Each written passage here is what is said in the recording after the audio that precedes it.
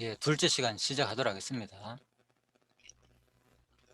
예, 창세기 9장 1절에서 7절입니다. 먼저 대홍수 이후 노아 가족에게 주신 하나님의 축복.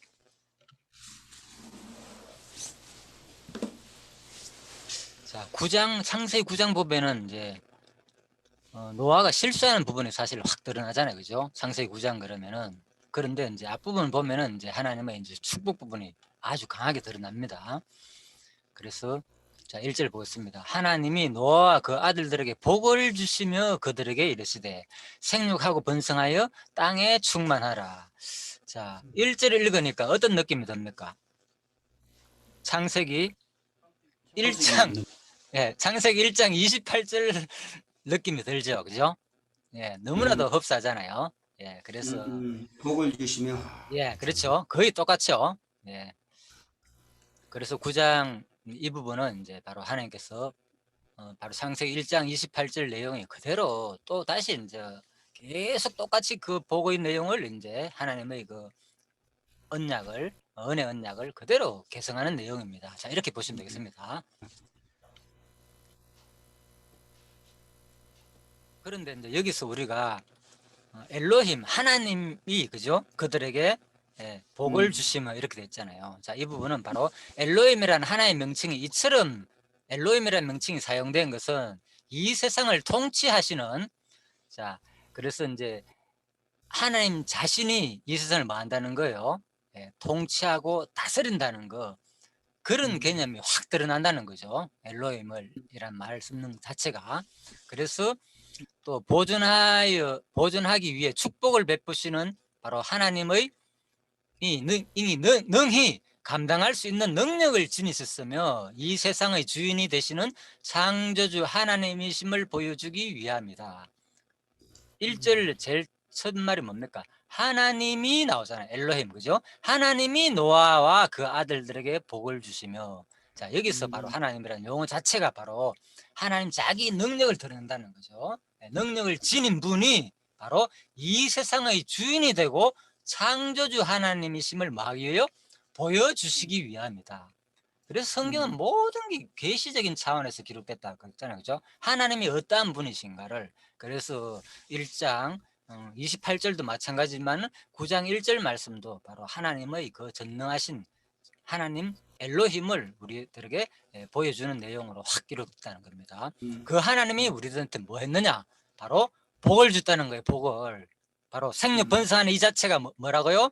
우리는 지금 여러분과 지금 살고 있잖아요. 생육은 뭡니까? 이거는 우리가 산다는 것이고, 그죠? 그래서 우리가 이 사는 이 자체가, 그죠? 바로 뭡니까? 하나님 보시기에는 바로 복이라는 거예요. 그래서 여기 우리가 이제 이 삶에 대해서 별로 뭐 우리가 태어났으니까 당연하게 생각하잖아요, 솔직히. 그죠? 그냥 내가 이렇게 태어났구나. 그런데 바로 우리가 지금 오늘 여러분들 아침에 눈을 떴잖아요. 아침에 와가지고 일어나고 이렇게 움직이며 기동하면서 또 밥도 먹고 이 모든 과정 자체가 뭐 하는 겁니까? 지금 생육하는 거잖아요. 우리가 살아가고 있는 거잖아요. 이게 뭐 하는 거예요. 또 여러분들이 자녀도 놓고 저도 마찬가지지만은 다 생육 번성했잖아요. 이것이 뭐였습니까? 알고 보니까 바로 하나님 능력을 뭐 하는 거, 바로 우리들한테 계시하시는 현장이라는 거예요. 보여준 거. 그렇죠? 이 아담한테 언약이 물론 아담한테 언약이 이루어지고만 좀 더 구체적으로는 노아한테 언약이 전 인류 역사에 다 포함된다 그랬잖아요. 노아한테 언약은, 그죠? 네. 일반 계시적 차원에서 일반 모든 사람들한테 하나님께서 이제 세상 사람들한테도 계시한 거죠. 우리들한테만 계시한 게 아니고 세상 모든 사람들한테 뭘 했다고요? 자기의 자비성을 베푸셨다는 거예요. 바로. 그죠? 물론 성경은 특별 은혜입니다. 우리들한테 택한 백성을 중심으로, 그죠? 그리스도를 지칭하였고, 맞지만은 그 가운데서는 또 모든 사람들한테 바로 하나님의 자비성을 보여주는 현장이라는 거예요. 그냥 우리가 단순히 오늘 아침에 일어나가 생육 번성하는 게 고달프고 이 세상은 왜 힘들어? 갑자기 나오나 노래 생각이 나네. 전번에 장로님 그 얘기 한번 했죠, 그죠? 세상이 왜 이렇게 힘들어 가는가. 그래가 신나게 원래 추석 때인가 그죠? 히트 쳤다면서요, 그 노래가 그죠? 예. 마치 국민을 위로해주는 이 코로나 기간에 어, 그러니까 테스형 하면서 그죠? 소크라테스형 하면서 그죠? 세상이 왜 이렇게 힘들어 하면서 예, 그 아. 노래가 생각나는데 그래서 우리가 생육 물론 우리 삶 자체가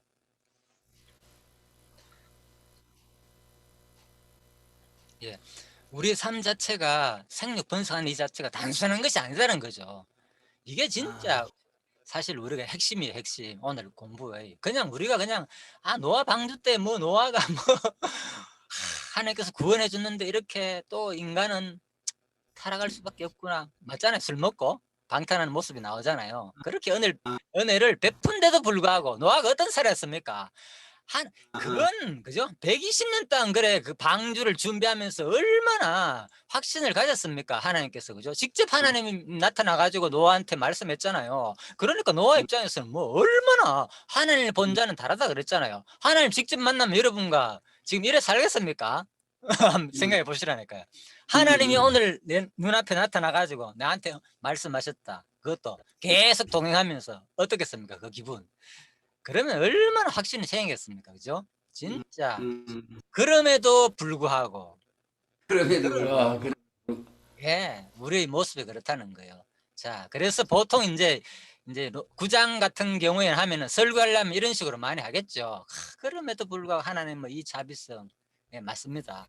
그것도 드러나지만은 더 큰 것은 바로 뭡니까? 바로 하나님을 계시한다는 거예요. 우리 삶 자체가 우리가 뭐 술 취하고 방탕하고 노아처럼 발가벗고 그렇게도 될 수 있지만은 우리 모습의 반성도 줍니다. 그 모습을 통해서 우리한테 하나님께서 참 교훈을 주지만은 그렇지만 바로 이 오늘 이 9장 1절 말씀에서 바로 하나님이 노아에게 뭐 노아뿐만 아니라 그 아들들에게 복을 주시며 그들에게 이르시되 나오잖아요. 그죠?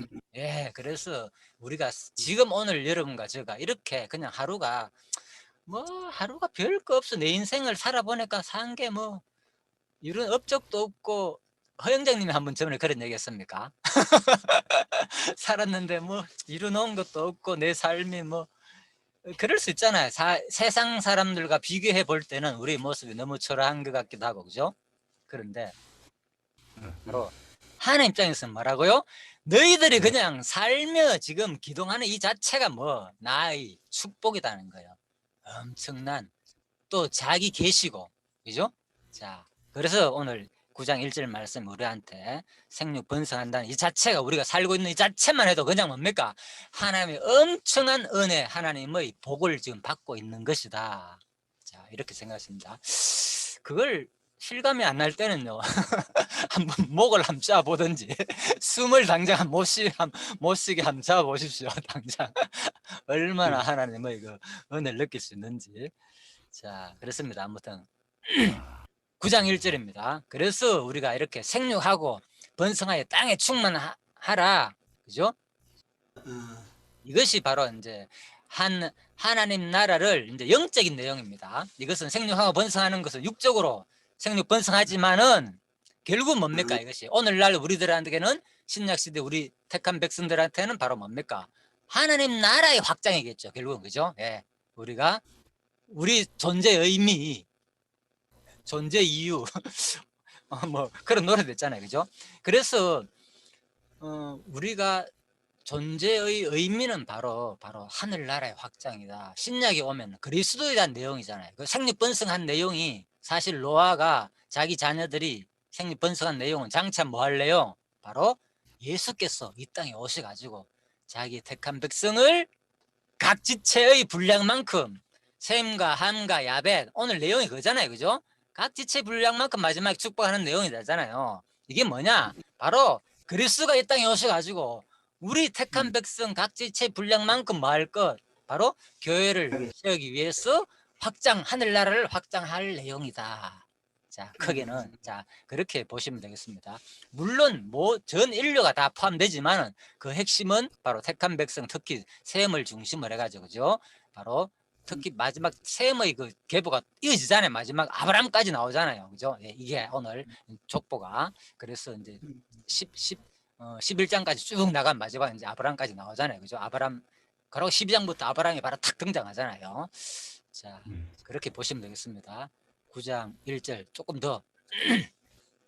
그래서 하나님이 바로 복을 주시며 그 아들들에게 복을 주시며 생육하고 번성하라 그랬잖아요. 자, 육신적인 복, 신령한 복 다 포함된다. 이렇게 우리가 보시면 되겠습니다. 육신적인 복을 생각할 때는 진짜 우리가 하나님 계시를 느끼고 내가 사는 삶 자체가 엄청난 하나님의 축복 속에서 지금 살고 있다. 예, 그냥 호흡하는 이것만 하더라도 내가 오늘 이 순간, 예, 그죠? 우리는 먼지와 같은 티끌 존재했잖아요. 생명체가 없는 존재에게 나에게 이 생기를 불어넣어 가지고 이렇게 오늘 사는 이 자체가, 그래서 오늘따라 노래가 참 많이 생각나네요.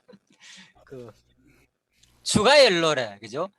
그런 노래가 있어요, 그죠? 아무튼 나는 아무튼 행복해라는 노래를 한번 검색 꼭 한번 들어보십시오. 그냥 숨 쉬어서 행복해, 나는 살아 있어서 행복해, 가사가 그런 내용 나옵니다, 그죠? 그냥 숨만 쉬어도 살아 있어도 그냥 행복하다고. 자, 그런 노래도 있는데 아무튼 그렇습니다. 그래서 우리가 이 생육하는 이 자체가 해도 하나님 보시기에는 엄청난, 하나님 앞에서는 우리가 복이다는 거 기억하시고, 또 하나는 뭡니까? 또 영원한 우리의 생육 번성이잖아요. 결국은, 그죠? 우리가 영원히 하늘나라에서 살 것이라는 내용을 또 이미, 그죠? 우리 삶을 통해서 다 보여주는 거죠. 그리스도를 통한 모든 내용이고, 신령한 또 복이다는 내용이다. 이 복은 두 가지가 다 포함되는 겁니다. 그래서 이제 생육 번성하라 얘기했죠. 이 생육 번성하라는 내용이 어떻게 됩니까? 역사 속에서 그대로 유지하잖아요. 그냥 중요한 내용이 이게 오늘, 그죠? 이 내용이 그대로 역사 속에서 이루어지잖아요. 셈과 함과 야벳 족보들이 막 나오잖아요. 이루어지는 내용들이. 그래서 바로 뭐냐, 이 9장 1절 말씀은 한 번 약속은 반드시 지키시는 하나님의 무엇을 보여주기 위한 것이다? 하나님의 신실하신 속성을 계시하신 내용이라는 거죠, 바로. 그죠? 예, 그래서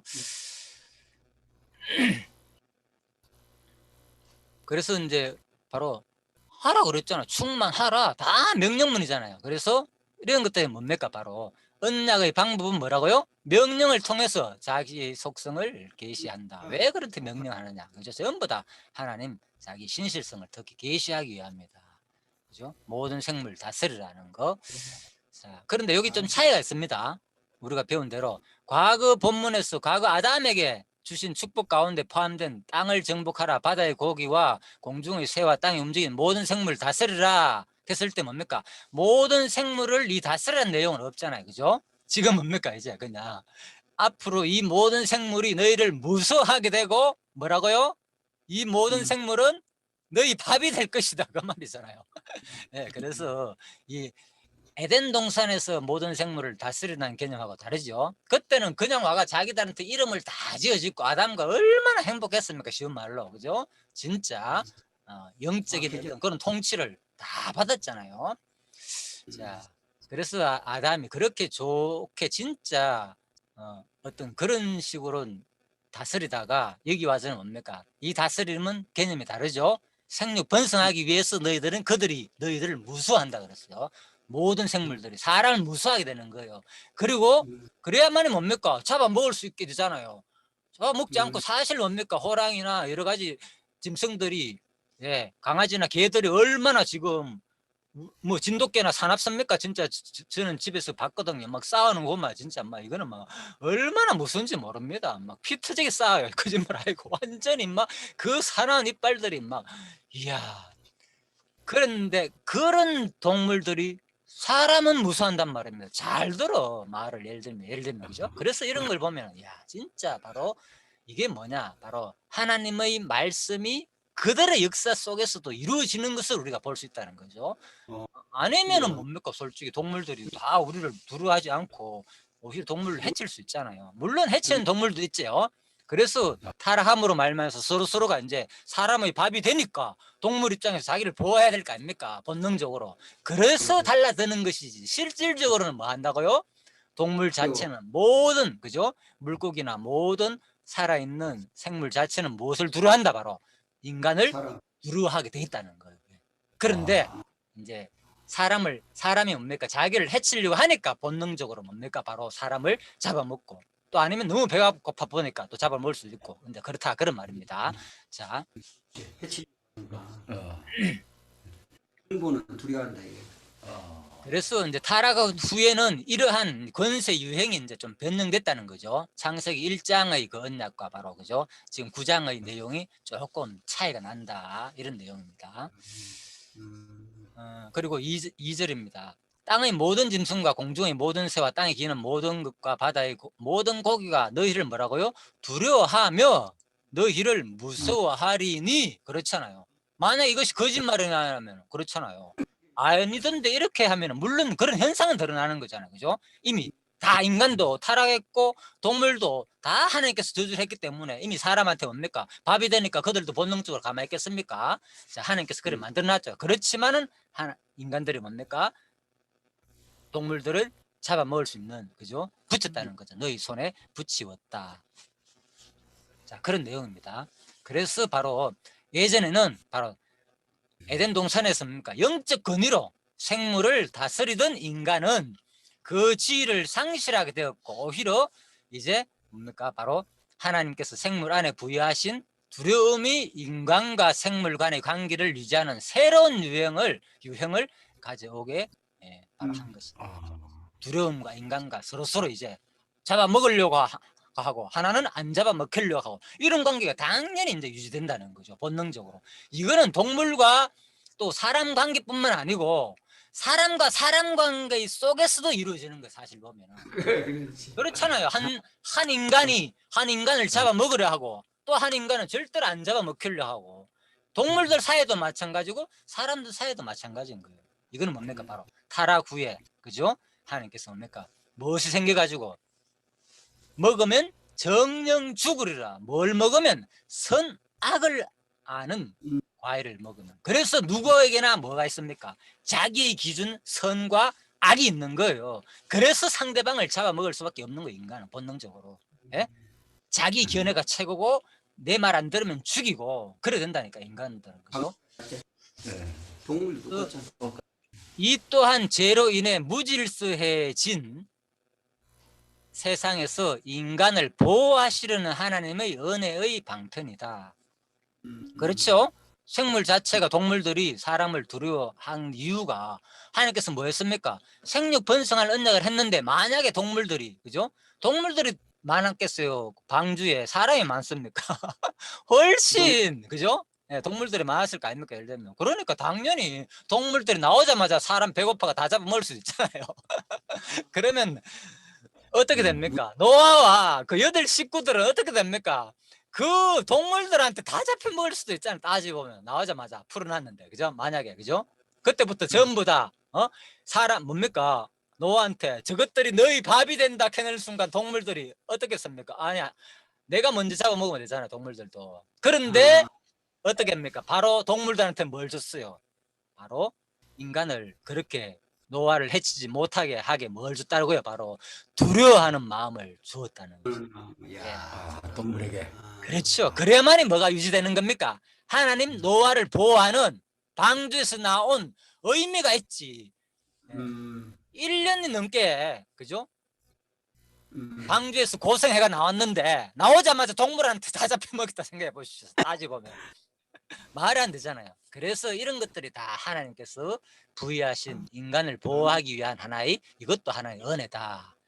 또 앞으로 삶도 마찬가지고 후손들도 마찬가지고 생리 번성해야 되잖아요. 그죠? 생리 번성하려면 그 동물들이 더 많고 동물들이 더 힘도 세가 번성해가지고 이제는 너희들 식물이 되면 동물이 가만히 있습니까? 그렇잖아요. 지금 동물도 막 도망가잖아요. 사람 잡아 그러려 하면은 당연하잖아요. 그래가지고 도망가는데 오히려 그들이 뭡니까? 더 사람을 해치려고 공격하고 때를 지어 몰려와가지고 뭡니까? 단합 일치해가지고 야 우리가 숫자 더 많다. 저거 한번 해보자 이럴 수도 있잖아요. 따지고 그죠? 동물들까지는 그런다니까요. 동물들끼리는 진짜예요. 그런데 사람한테는 그렇지 않는단 말입니다. 예를 들면 그러니까 이런 것들이 바로 하나님께서 뭐 하기 위해서 자기 언약하신 것을 그대로 이루기 위해서 무슨 언약?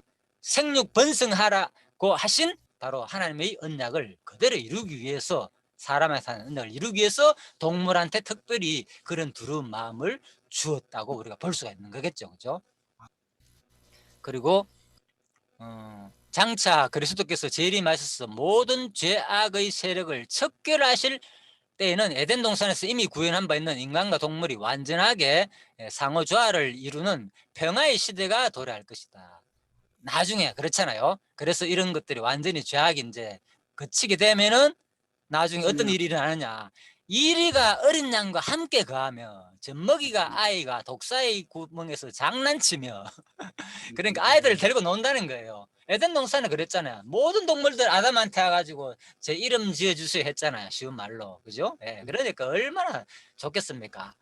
그죠? 갖고 논다는 거죠. 다 다스리는 개념이니까. 그래서 장난치며 젖된 어린아이가 독사의 굴에 손을 넣을 것이라. 그렇지만 해하지 않는다는 거죠. 자, 이런 것들이 결국은 우리가 바로 에덴 동산이 타락 후에 생기는 것이 하나님께서 다시 우리가 나중에 회복된다는 거죠. 그래서 우리가 천국을 소망하게 되는 거예요. 이 세상에는 동물과 사람과의 관계도 지금 안 좋고 사실 또 사람과의 사람과도 안 좋고 동물과 동물과의 관계도 안 좋잖아. 이게 전부 다 뭐가 생겼어. 바로 타락함으로 말미암아서 자기 기준이 생겨가지고 그죠? 모든 땅도 저주받고 동물도 저주받고 인간도 저주받고 그죠? 바로 핵심은 바로 사람 때문에 타락해가지고 자 이런 모든 현상들이 일어났는데 이것이 다시 원래의 모습으로 우리가 그죠? 다시 회복해 주시는 하나님은 그죠? 나중에 새하늘과 새 땅에서 그죠? 재림 후에 일어나는 현상들이잖아요. 나중에 그죠? 예, 재림 후에. 그래서 9장 2절입니다. 이들은 너희 손에 붙이었음이니라. 그래서 인간은 짐승을 기르며 가축으로 기르며 붙였다 그랬잖아요. 그러니까 이제 가축을 기를 수 있는 거예요, 우리가. 그죠? 그래서 또 동물을 또 사냥할 수도 있고 자 이런 것들이 다 하는 이유가 손에 붙였기 때문에 짐승들이 말 솔직히 그 말 듣겠습니까? 안 들을 수도 있잖아요. 예를 들면 그죠?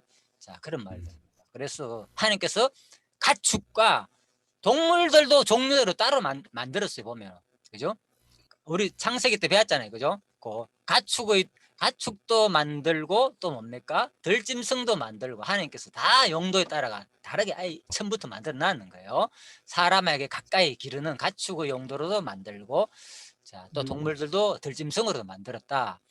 동물을 사냥할 수 있는 까닭도 바로 하나님께서 이처럼 사람으로 하여금 동물을 지배할 수 있는 능력을 주셨기 때문이다. 핵심이 뭡니까? 너희 손에 붙이었음이라. 무릇 동물은 너희의 식물이 될지라. 자, 채소같이 내가 이것을 다 너희에게 주노라. 그래서 우리가 바로 움직이는 것들입니다. 보십시오. 움직이는 것들. 산 동물. 예. 그래서 움직이는 것들 다 잡아먹잖아요. 사람은. 그렇잖아요. 뭐 얼마나 많이 잡아먹습니까? 움직이는 거. 진짜 우리가 생각해서 뱀까지 잡아먹잖아요. 그러니까. 살아있는 움직이는 모든 거. 예? 자, 그래서 바로 그런데 여기서 우리가 이제 있잖아요. 산 동물입니다. 모든 동물이 아니고 여기 살았다는 말은 이유가 있습니다. 살아있는 동물만 먹도록 한정했다는 말입니다. 왜? 자연적으로 죽었거나 다른 짐승에 의해 죽은 것을 먹을 수 없도록 하신 이 명령은 후에 율법 가운데도 명시적으로 기록된다. 그렇죠? 출애굽기란 레위기 볼까요? 잠깐만. 네. 그래서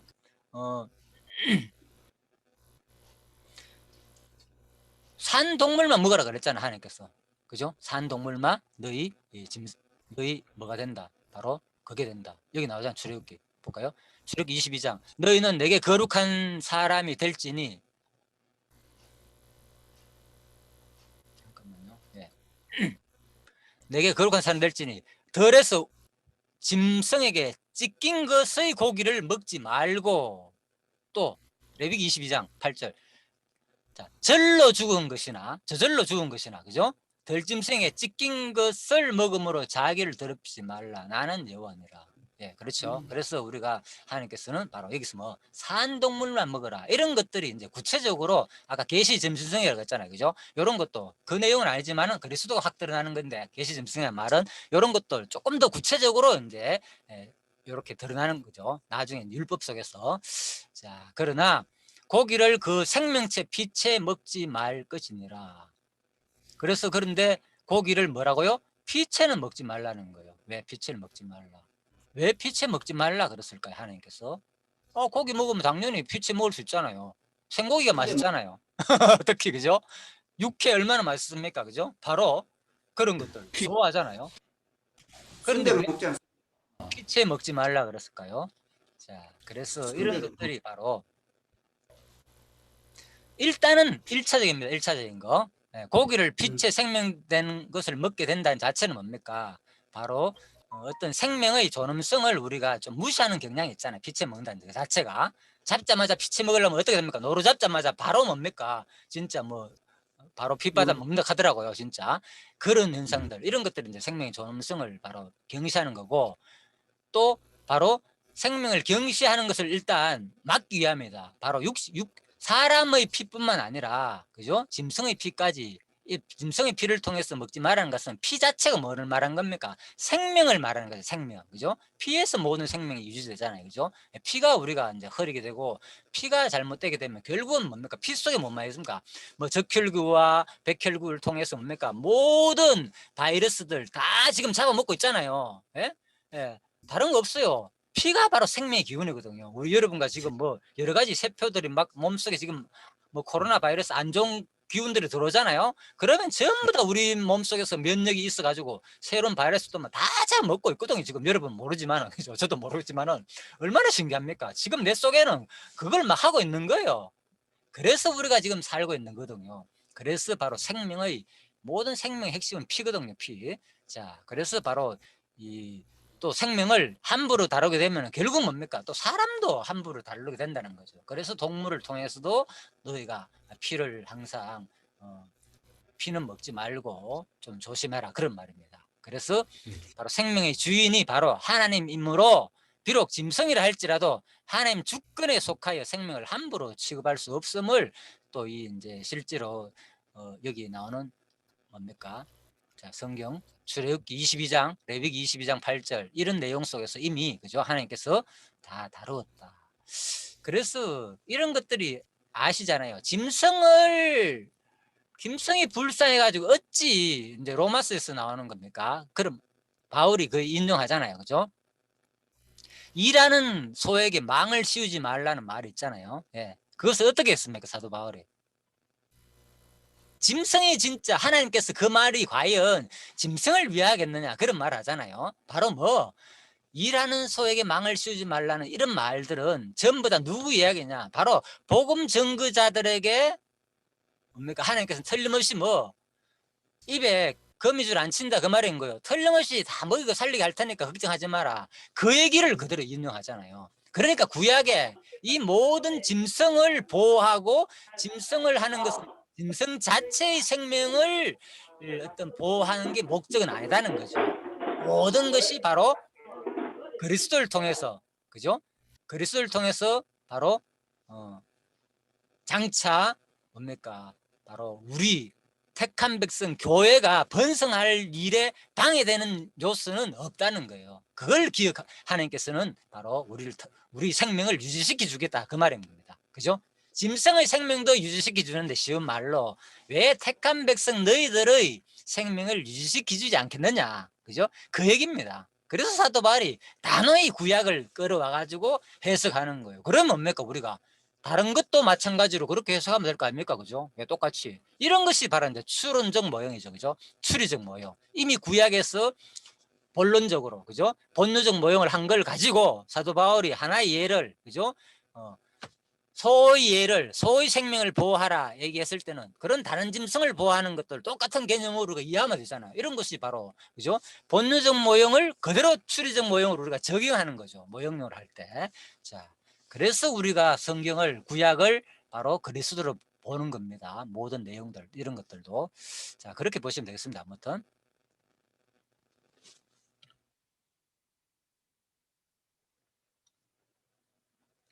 그리고 자, 이처럼 그리스도의 피는 죄로 죽은 생명을 살리는 보혈이다. 본절에 등장한 짐승의 피는 그리스도의 피를 예시하시는 것이므로 함부로 취급하는 것을 엄격히 금하였다고 볼 수 있는 것이다. 예. 그래서 결국은 이제 모든 구약의 이런 내용들은 피 내용들은, 그죠? 구약의 짐승을 보호한다는 것은 뭘 보호하기 위함이라고요? 택한 백성의 생명을 보호하는 내용으로 연결된다 그랬잖아요. 그러니까 결국은 택한 백성의 생명을 보호하는 자체는 장차 뭘 합니까? 뭘 통해서? 바로 짐승의 피를 보호하는 걸 통해서 바로 택한 백성, 짐승의 이 피가 뭐기 때문에 그리스도가 장차 뭐 하실 내용? 피를 흘려 가지고 우리를 사해 줄 내용이잖아요. 그런 의미가 담겨져 있다 그 말인 거예요. 구약에서 피를 보호한다는 자체가. 예. 장차 이것은 누구 예표기 때문에 그리스도가 뭐 어린 양의 짐승으로서 그 피로 말미암아 가지고 우리가 구속을 받을 것이니까 너희들이 지금 구약 율법을 통해서 짐승을 함부로 해하지 말고 그 피를 먹더라도 생명으로서 너희가 먹지만은 그 피를 보호해 주는 이유가 뭐냐? 바로 이것은 장차 뭐한 내용? 너희들의 생명을 진정으로 어린 양으로 오실 어린 양의 피로 와가지고 우리를 구원하실 것을 기억하는 하나의 예표적인 사건이라는 거죠. 구약에서는 확 드러나지 않지만 어디서 드러납니까? 이게 바로 이런 것이 바로 계시의 점진성이라는 거예요. 바로 이런 것이 구약에서는 확 그리스도가 드러나지 않지만 신약에서 히브리스에서 그죠? 그대로 모든 것들이 제사법 이런 것이 누구에 대한 예라고 했습니까? 다 그리스도에 대한 예표라고 그랬잖아요. 그죠? 왕, 제사장, 성지자가 바로 우월하신 그리스도의 내용들이다. 자, 이런 겁니다. 이런 것들이 바로 계시의 점진성으로 확 드러나는 거죠. 약하게 여기서는 드러났지만 그죠? 자, 구약 율법 속에서는 그리고 9장 4절 먹지 말 것이니라. 어떻게 먹지 말라고요? 그 고기를 생명되는 피채 먹지 말라는 거예요. 생명되는 피채. 자, 그래서 강론집에서도 뭡니까? 결국 하나님의 형상대로 지음받은 사람이 여호와의 언약대로 생육하고 번성해야 하기 때문에 생명의 피를 먹지 말아야 한다는 것이다. 예, 그렇잖아요.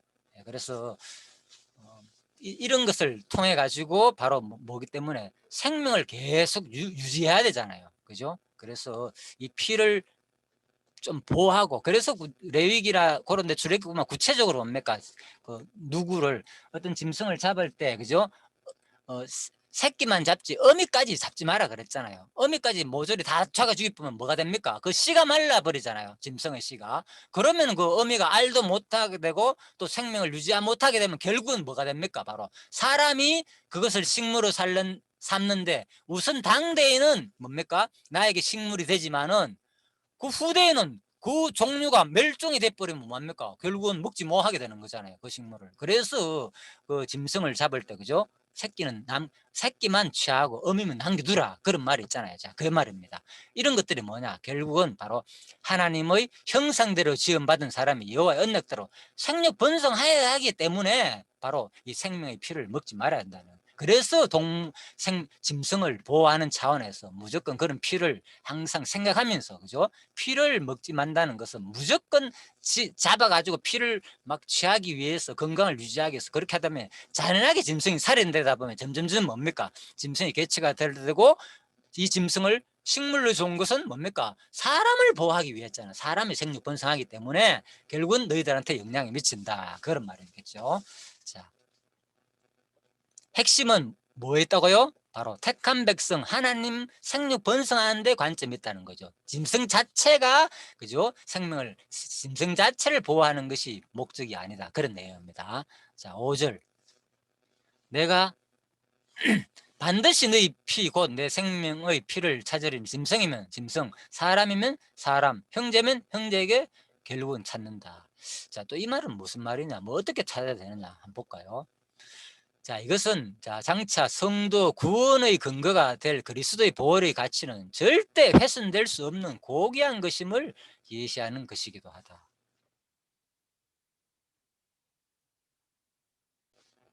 예, 이것이 바로 반드시 찾는다는 말은 바로 이 그리스도의 보혈의 가치는 절대 훼손할 수 없는 고귀한 것이기 때문에 반드시 그 대가를 치른다는 거겠죠. 자, 찾으면 찾으리라. 찾으면 찾으리라. 자, 이것도 예수 그리스도 많이 얘기했죠. 그죠? 하나님께서 당신의 말씀에 불순종하고 인간의 존엄성을 훼손한 자에게는 철저히 공의로서 보응하신다. 이건 찾는다는 말은 그죠? 마태복음에서 예수님을 찾아라는 말이 있지만 그죠? 자, 그 말하고는 맥락이 다릅니다. 이것은 뭡니까? 바로 반드시 하나님은 그 뭡니까? 행연약대로 그대로 심판한다. 그런 말입니다. 자, 뭐라고요? 공의로서 보응하신다. 그러니까 이 모든 말씀 하나하나가 5절 말씀조차도 뭐합니까? 여호와의 뭐를 계시하는 말씀이라고요? 바로 공의성을 우리한테 계시하시는 말씀입니다. 반드시 하나님은 공의대로 심판하시는 분을 알려주는 내용이죠. 그리고 6절, 무릇 사람의 피를 흘리면 사람이 그 피를 흘릴 것이니 이는 하나님이 자기 형상대로 사람을 지었음이니라. 네, 자기 형상, 이러한 표현은 그 현장을 하나님께서 지켜보고 계심을 암시한다. 자, 제가 이걸 읽으면서 또 참 많이 느꼈습니다. 야, 이거 뭡니까? 무릇 사람의 피를 흘리면 사람이 그 피를 흘릴 것이니, 자, 이거 무슨 말이지? 볼까요? 사람이 피를 흘린다는 것은, 무릇 사람의 피를 흘리면 사람이 그 피를 흘릴 것이니 이는 하나님이 자기 형상대로 사람을 지었습니다. 이 말인데 왜 뭡니까? 이러한 표현 자체가 뭐라고요? 바로 하나님은 다 알고 있다는 거잖아요. 야, 누가 사람 피를 흘렸지? 그럼 반드시 뭐 흘린다는 말은 이 그 현장을 하나님께서 뭐 한다는 거요? 지켜보고 계셨다는 것을 암시해 주는 말이라는 거예요. 그렇잖아요. 그렇죠? 하나님이 몰랐다면 어떻게 이런 표현을 하겠습니까? 반드시 사람이 사람 피를 흘리면 내가 가만히 안 둔다는 말은 그걸 다 알고 있다는 거잖아요. 그것을 다 지켜보고 계셨다는 그런 말이다.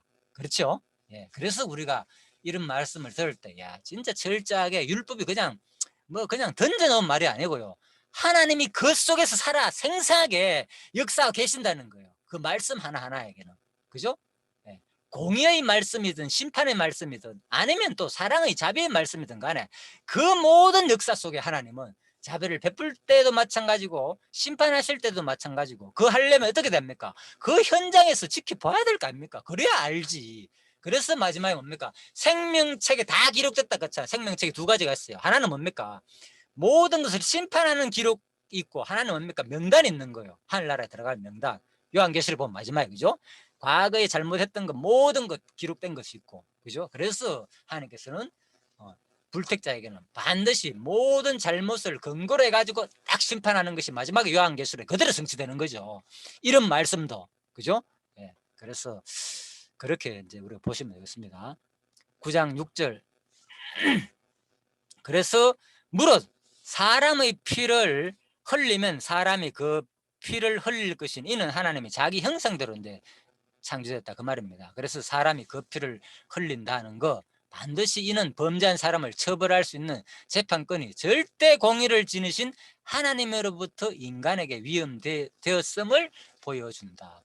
자, 사람이 그 피를 흘릴 것이니, 그죠? 이는 범죄한 사람을 처벌할 수 있는, 요 말은요, 이 번역을 하면 사람에 의하여, 즉 사람을 통하여 처벌하시겠다는 하나님의 의지 표현이다. 하나님이 직접 피를 막 나게 해가지고 이렇게 한다는 게 아니고, 그죠? 예, 사람이 그 피를 흘린다는 말 자체는 뭡니까?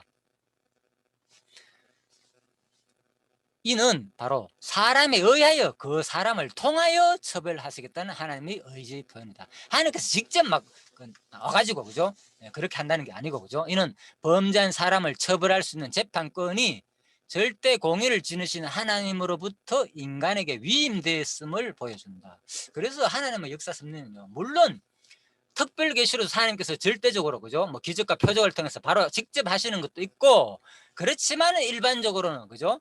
율법을 통해서 일어나는 현상들을 보면요, 그죠? 물론 하나님께서 막 지진이 나고 막, 그죠? 막 갈라져가 해주고 죽이기도 했잖아요, 그죠? 뭐 광야에서 그런 일도 있지만은 또 사람을 통해서 반드시 죽이기도 하잖아요. 하는 예로 뭐가 있습니까? 안식을 어긴 사람 어떻게 광야에서 민수기 나오잖아요, 그죠? 그래서 불 지폈다고 해가지고 안식일날 뭡니까? 나무하러 간 사람을 꺼잡아 와가지고, 그죠? 재판해가 죽이잖아, 돌로 치지가. 그런 내용이 있단 말입니다. 그래서 바로 이 공의를 누구한테? 바로 인간에게 위임했다는 것을 이제 보여주는 내용이다. 이것이 이제 구약 속에서 그대로 이루어지는 거죠. 그 내용이 뭐라고요? 바로 고엘 제도다 그러잖아요. 고엘 제도, 그죠? 이런 것이. 그래서 명령이 좀 더 상세하게 규정된 살인자에 대한 처벌이 그 친족에 의해 시행될 수 있다는 것이 바로 고엘 제도다. 그죠? 모세율법에 나타나는 거. 자, 넘어갔습니다. 9장 6절입니다. 이는, 그죠? 그래, 이는 하나님 자기 형상대로 사람을 지었다 그 말입니다. 이는 왜냐하면은 뭐라고요? 하나님 형상대로 지었기 때문에 다란 거요. 왜 사람을 죽이면 안 되냐? 바로 이 짐승의 피는 흘릴 수 있는 반면에 인간의 피를 흘리는 것이 엄격하게 금지된 이유가 뭐냐? 바로 인간이 다른 동물들과는 뭐라고요? 완전히 구별되는 특징, 곧 하나님의 형상대로 창조되었다는 특징을 지니고 있기 때문이다. 예, 그래서 바로 이런 것을 통해서 우리가 알 수 있겠죠.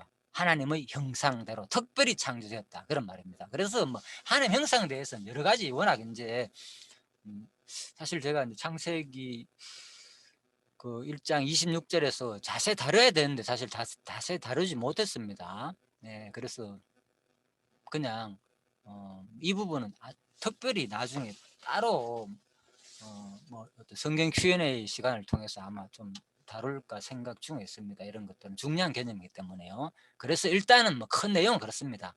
그냥 하나님 형상인 것은 내적인 것만 아니고 외적인까지도 뭐 포함한다 이런 견해도 있고, 또 아니면 이제 하나님이 형상이 없는데 뭔 외적인 가지 있느냐, 그러니까 내적인 것만 말한다 이런 견해도 있고 그렇습니다. 자, 그래서 이제 이런 거. 그렇지만은 이제 내적인 견해만 주장하는 것은 진짜 완전히 어떤 그런 것을 말하는 게 아니고, 이제 신령한 형상은 분명히 있잖아요, 그죠? 예수님도 뭡니까 그대로 부활 성천했잖아요. 육신이 부활해가 성천했단 말입니다. 그러니까 바로 신령한 그 어떤 형상은 있습니다, 반드시. 자, 그렇게 일단 간단하게 정리하시면 되겠습니다. 그래서 하나님의 이 형상대로 인간을 만들 뿐만 아니라 그 모든 하나님의 내적인, 그죠? 뭐 자, 그거는 뭐 간략하게 얘기하면은 뭐 선지자나 제사장이나 왕이나, 그죠? 이런 것들, 그죠? 다 하나님 그리스도 형상이잖아요. 또 구약 같은 경우에는 하나님의 5대 속성, 그죠? 하나님의 속성들, 자, 이런 것들 하나님 형상. 자, 첫 번째 구약 같은 경우는 하나님의 5대 속성, 그죠? 전능성, 신실성, 주권성, 영원성, 자비성, 그죠? 이런 것들. 그리고 신약 같은 경우에는 또 그리스도의 품성, 그죠? 선지직, 왕직, 제사직, 그죠? 예, 이런 것들. 자, 이렇게 생각하면 되겠죠. 이런 것들이 다 하나님의 형상이다. 자, 이런 것들이 다 우리가 인간이, 그죠? 이런 하나님의 형상을 닮았다. 이렇게 생각하시면 되겠습니다. 그리고 자, 7절입니다. 너희는 생육하고 번성하여 땅에 편만하여 그 중에 번성하라.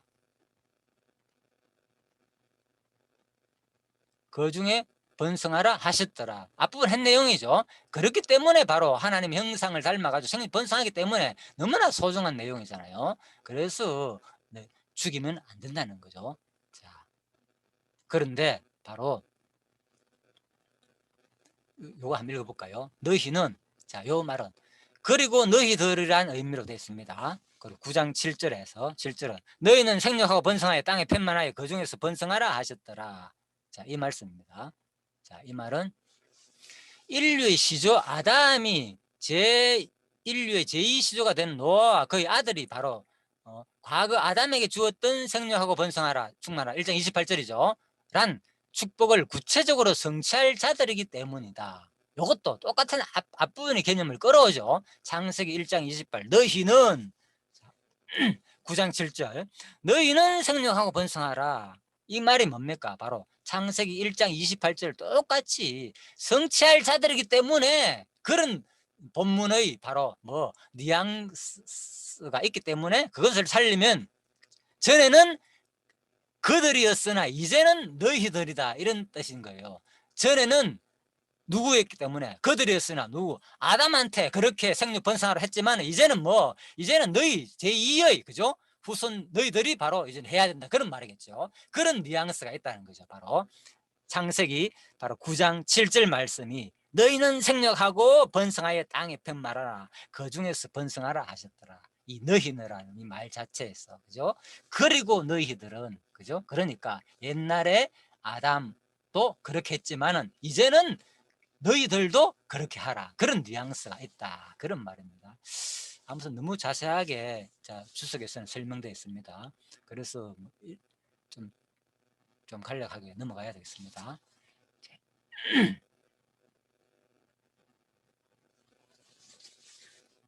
일단 중요한 개념만 설명드리겠습니다. 바로 우리가 이제 짐승을 아까 전 제가 처음에 했죠, 그죠? 짐승을 우리에게 식물을 준 이유, 그죠? 짐승을 이것도 한번 생각해 봅시다. 물론 생육 번성하기 위함이다 그랬잖아요, 그죠? 짐승을 일단 핵심적으로 짐승을 생물 안 주면 당장 나와가지고 조금 그렇잖아요. 아담이 나와가지고 사실 뭐 그렇게 음식이 그 1년 동안 있는 음식을 먹을 수 있는 것이 조금 뭡니까? 부족할 수도 있잖아요. 예. 그러니까 그 안에 정결한 짐승을 특히 얼마나 많이 넣었습니까? 7쌍을 넣었잖아요. 정결한 짐승. 소나, 그죠? 뭐, 비둘기나 또 뭡니까? 양이나 뭐 그런 종류들. 그죠? 염소나. 7쌍 하면 상당히 많잖아요. 그죠? 노아 식구 8사람이고. 그럼 나와가지고 뭐 해야 됐습니까? 제사의 제물로도 사용했잖아요. 분명히.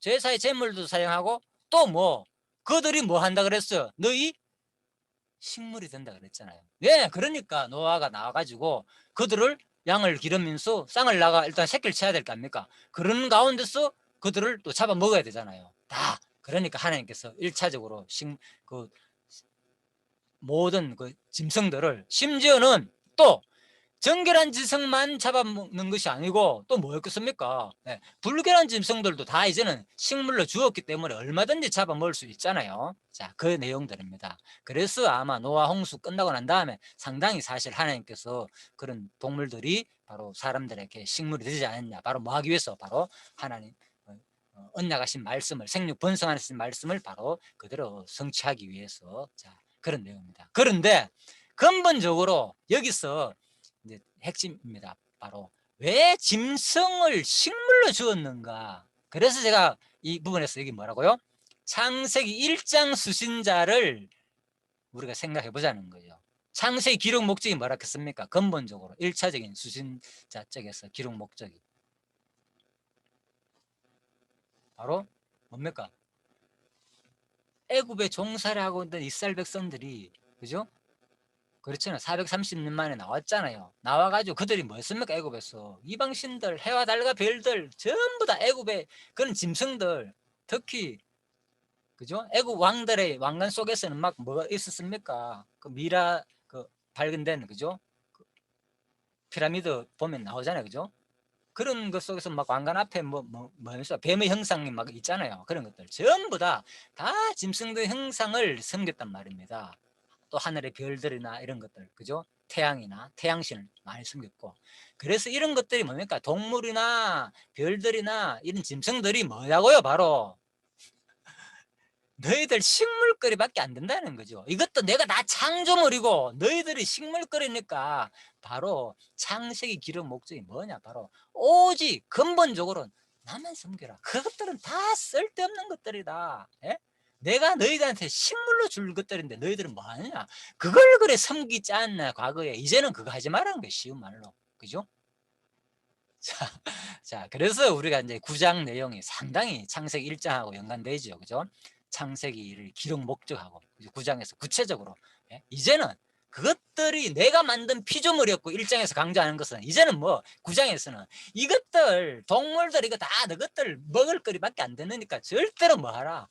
그거에 의지하지 말라는 거야. 오직 하나님만 섬겨라. 그래서 심지어는 이제 구체적으로 뒤에 가면 여기서는 형상을 만들지 말라는 말이 없지만은 바로 출애굽기부터 가면 뭡니까? 형상조차도 만들지 말아라. 아예 예. 생각도 하지 말라는 거 쉬운 말로 바로 어떤 동물 형상 이런 것들은 절대적으로 신이 아니니까 오직 나만 진짜 창조주고 나만 신이니까 나만 의지하라. 자, 그런 말을 우리가 이 창세기에서 계속 간접적으로 우리한테 전해주고 있죠. 이 내용을 통해서.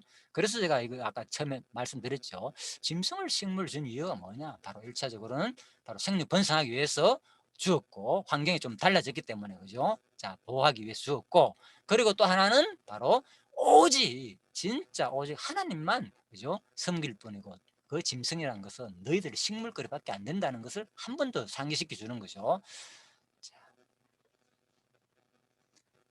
여기도 그런 말 있죠. 보세요. 오늘날 세상 곳곳에서는 수많은 사람들이 살아있는 동물이나 동물의 형상을 공공연히 숭배하고 있다. 그래서 로마서 지적하고 있잖아요. 자, 그런 내용들입니다.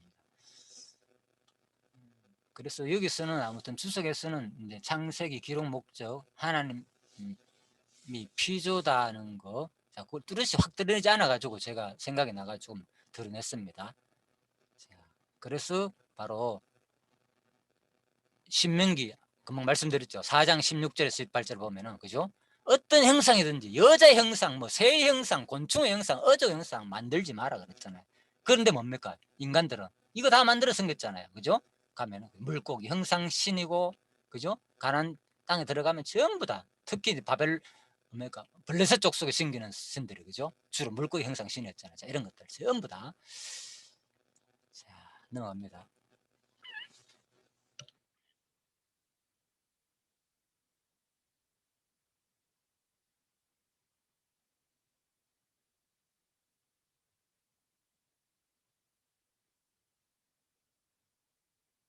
입니다.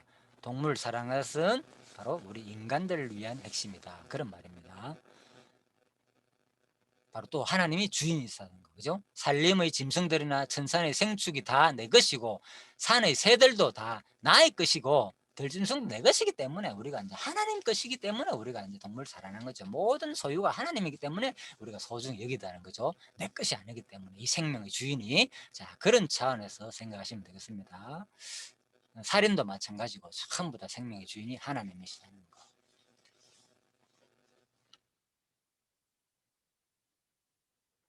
자, 9장 8절부터 17절. 자, 무지개 언약 붙고 마지막까지인데요. 자, 시간이 좀 많이 지났습니다. 잠시 쉬다가 세트 시간 하고 1시까지 마치도록 하겠습니다. 예, 수고하셨습니다.